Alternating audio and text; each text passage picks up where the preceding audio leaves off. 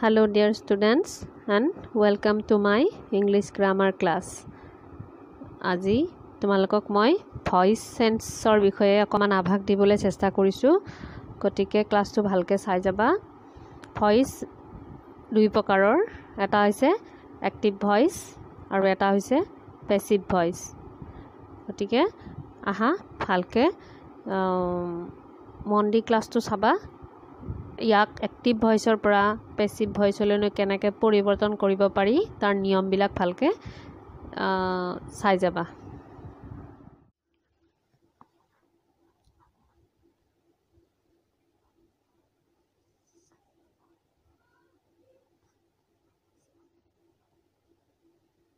Active voice আৰু number 2 হৈছে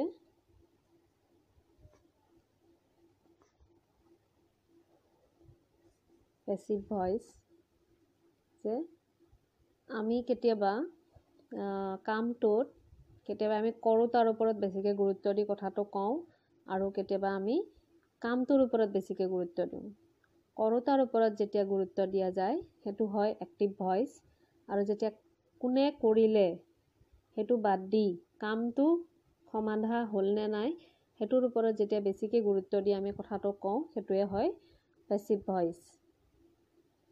যেনে মেকুৰী এটাই নিগনি এটা মাৰিলে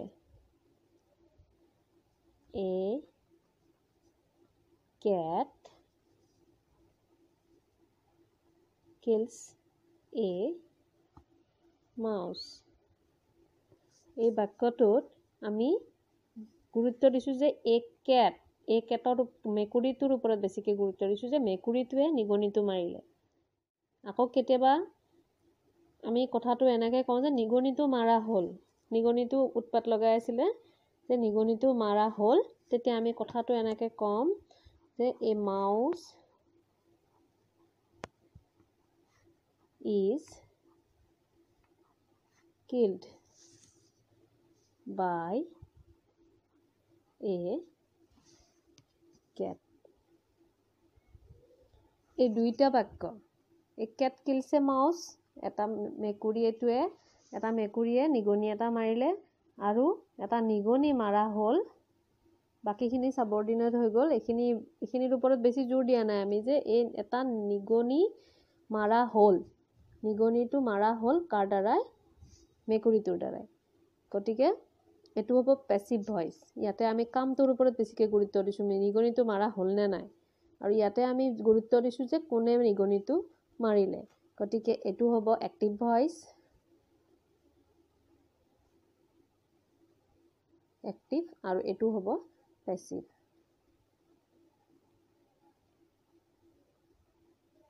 তোমালোকে হয়তো এক্টিভ ভয়েস প্যাসিভ ভয়েস কিছু পৰিমাণে হলেও জানা আজি আমি এক্টিভ ভয়েস কি প্যাসিভ ভয়েস কি হেতুৰ ওপৰত বেছি গুৰুত্ব নিদু কেনেকৈ পৰিৱৰ্তন কৰে এক্টিভ ভয়েসৰ পৰা প্যাসিভ ভয়েসলৈ কেনেকৈ নিয়ে তাৰ ওপৰত তোমালোকক মই আজি কৰি দেখাম আজি আমি প্ৰথম লম সিম্পল প্ৰেজেন্ট টেন্সত এক্টিভ ভয়েসত প্যাসিভ ভয়েসলৈ কেনেকৈ নিয়ে সিম্পল প্ৰেজেন্ট টেন্সত যেতিয়া এক্টিভ ভয়েসৰ বাক্যটো থাকে তেতিয়া এনেকৈ থাকে এটো ফৰ্মত থাকে প্ৰথম সাবজেক্ট থাকে তাৰ পিছত মেইন ভাৰ্বটো থাকে তাৰ পিছত অবজেক্ট থাকে তাৰ পিছত আৰু এক্সট্ৰা অবজেক্ট থাকিব পাৰে এক্সটেনশন বুলি এটো লিখি দিছো যে অবজেক্ট দুটাও থাকিব পাৰে তেতিয়া আমি কি কৰিম যে সাবজেক্টক আমি 1 বুলি ধৰি লৈছো যেহেতুকে আমি জানো যে ভয়েস সেন্সত সাবজেক্ট অবজেক্ট হয় অবজেক্ট সাবজেক্ট হয় এই কাৰণে এটো সাবজেক্টক আমি 1 বুলি ধৰিছো আৰু অবজেক্টক আমি ধৰিছো 2 বুলি এতিয়া আমি চাই যাম প্যাসিভ ভয়েসত কেনেকৈ চেঞ্জ কৰা হয়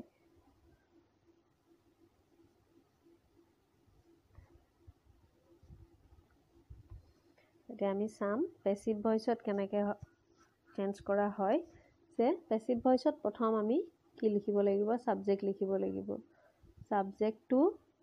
এক্টিভ ভয়েসৰ যেটো অবজেক্ট সেইকাৰণে 2 বুলি ইয়াতে দিছো এক্টিভ ভয়েসৰ যেটো অবজেক্ট থাকে হেতু আহিব তাৰ পিছত আহিব বি ভাৰ্বৰ ফৰ্ম বি ভাৰ্বৰ তিনটা ফৰ্ম আছে প্ৰেজেন্ট টেন্সত হেকেটা জানো আমি am is are. Present tense এই তিনটা ফর্ম আছে প্লাস মেইন ভাৰ্বৰ যেটো মেইন ভাৰ্ব থাকিব হে মেইন এটো যেটো মেইন ভাৰ্ব থাকিব ইয়াৰে past participle form main verb in past participle form main verb in past participle form plus by preposition যোগ হ'ব plus object হ'ব এটো যেটো সাবজেক্ট আছিলে ই গৈ পেলাই ইয়াতে অবজেক্ট হ'ব কাৰণ আমি ইয়াতে 1 বুলি লিখিছো এক্টিভ ভয়েসৰ যেটো সাবজেক্ট আছিলে হি পেসিভত আহি অবজেক্ট হ'ব এই ফৰ্মুলাটোৰ দ্বাৰা আমি সিম্পল প্ৰেজেন্ট টেন্স যেটো আছে সিম্পল প্ৰেজেন্ট টেন্সৰ ভয়েস চেঞ্জ কৰিব পাৰিম এইখিনি জানিলে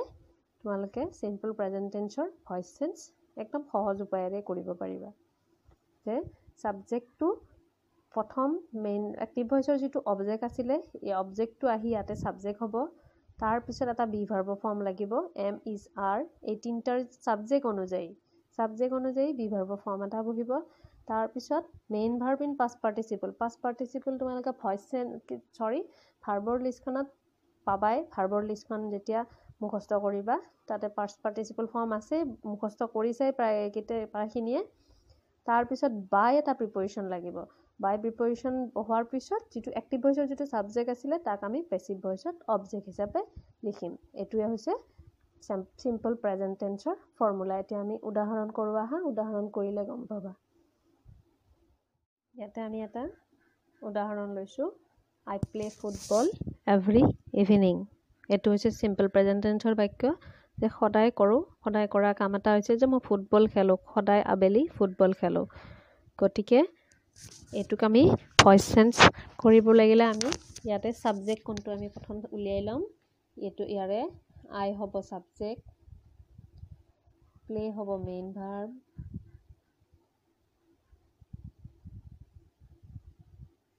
ফুটবল হ'ব ইয়াৰে অবজেক্ট আৰু এইখিনি হ'ব এক্সটেনশন এতিয়া আমি নিয়ম অনুসৰি যেতিয়া আমি ইয়াক পেসিভ ভয়েসলৈ নিবলৈ যাম তেতিয়া হলে হ'ব সাবজেক্ট প্ৰথম অবজেক্ট আহিব যে ফুটবল অবজেক্ট প্ৰথম সাবজেক্টত আহিব যে ফুটবল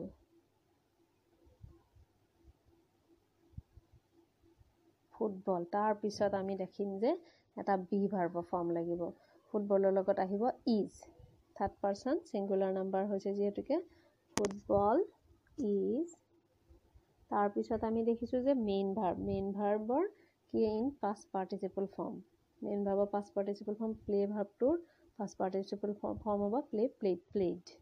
গতিকে played football is played by তাৰ পিছত আহিলে বাই প্ৰিপজিশন বাই আই আছিলে ইয়াতে অবজেক্ট হোৱাৰ লগে লগে আইটো ইয়াতে মি হৈ যাব মি মই একেটাও দি দিম বাৰু সাবজেক্টটো যেতিয়া অবজেক্ট হয় তেতিয়া তাৰ কি পৰিৱৰ্তন হয় পেসিভ ভয়েসত হেতু দি দিম বাৰু ইয়াতে ভিডিওটোতে মই ক্লাছটোতে দি দিম তোমালোকক আমি এভৰি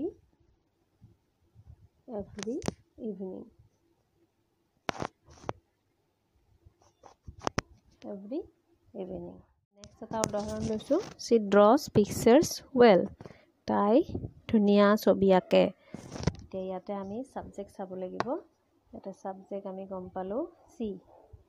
মেইন ভার্ব আমি গম পালো draws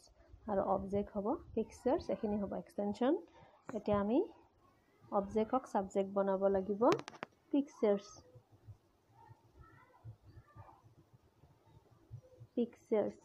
তাৰ পিছত আমি এটা বি ভাৰ্ব ফৰ্ম দিম বি ভাৰ্ব ফৰ্ম যেহেতুকে pictures বহু বচনত আছে pictures are draws আছে গতিকে এটো past participle form draw drew drawn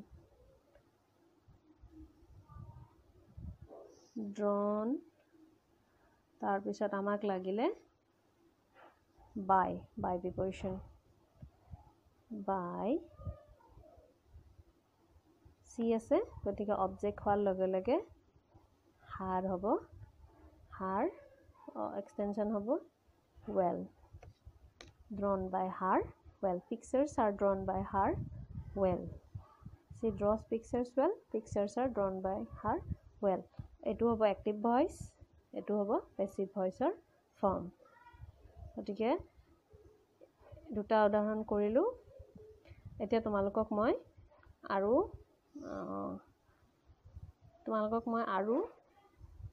উদাহৰণ দিম তাৰ আগতে সাবজেক্ট থাকিলে সাবজেক্টটো যেতিয়া অবজেক্ট হ'ব তেতিয়া কি ফৰ্ম হ'ব হেতু দি লৈছো হেতু চোৱা এবাৰ চোৱা object form of some subjects subject object এটা সাবজেক্ট যদি অ্যাক্টিভ ভয়েসত যদি আই হিচাপত থাকে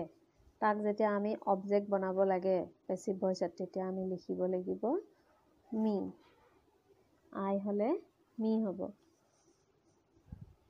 উই থাকিলে আস হ'ব উই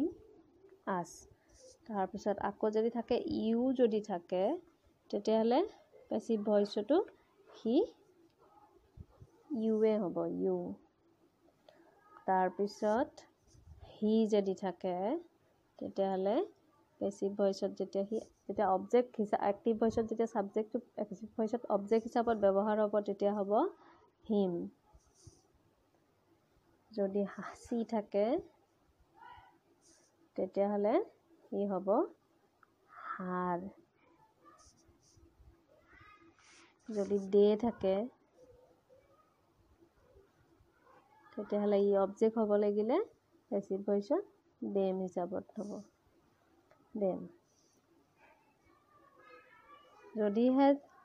কিবা এটা নাউন থাকে ধৰি ললো ৰীতা আছে ৰীতা থাকিলে যদি নাউন থাকে তেতিয়া হলে ই প্যাসিভ ভয়েসত ৰীতাই হ'ব যদি হে বেলেগ নাউন আছে তেনেহলে বেলেগ নাউনে থাকিব যেনে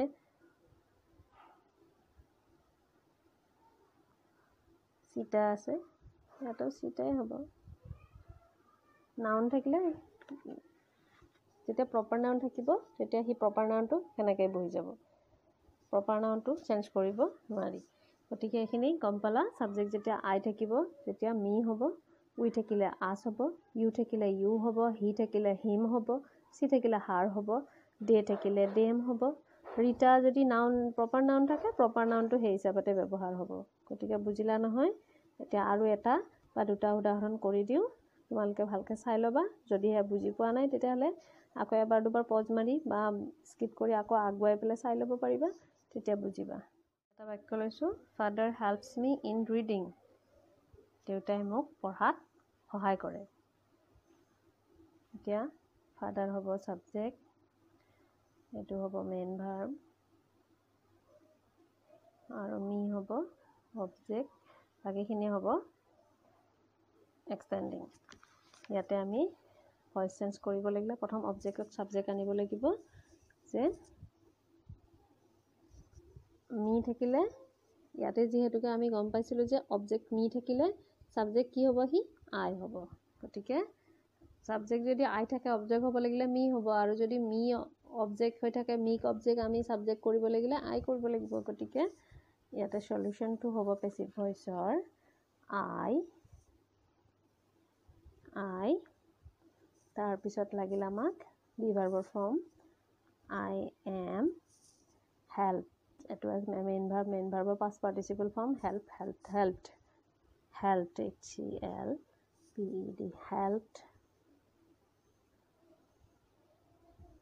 by প্ৰিপজিশনৰ অবজেক্ট হ'ব ফাদাৰ আছে গতিকে ই ইয়াতে ফাদাৰে হ'ব father in I am helped by father in reading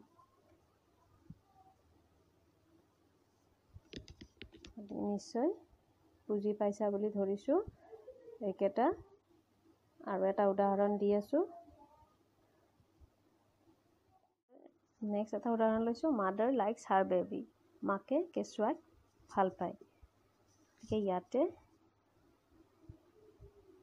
এইটো হ'ব সাবজেক্ট, এইটো হ'ব মেইন ভাৰ্ব, আৰু হাৰ বেবি হ'ব অবজেক্ট। গতিকে আমি পেছিভ কৰোঁতে হাৰ বেবি লিখিব লাগিব, হাৰ বেবি। তাৰপিছত আমি বি ভাৰ্বৰ ফৰ্ম হাৰ বেবি ইজ হ'ব, is like liked by mother.